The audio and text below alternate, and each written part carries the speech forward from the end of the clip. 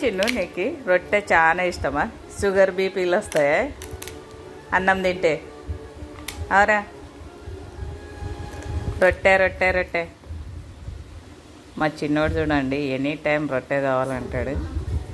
పాతకాలం పెద్ద మనిషి అయిపోయినావు కదా నువ్వు. ఏ కాలం పెద్ద మనిషి వచ్చినావు మా ఇంటికి? మా ఓడి నమ్ములుతుంటే మా ఆయనకు సీరియల్కి డిస్టర్బెన్స్ అవుతుందంట. ఒట్టి రొట్టెలు నమ్ములుతుంటే మా తారుగాడు చూడండి ఎట్లా తింటున్నాడు, ఎంత ఇష్టంగా తింటాడు.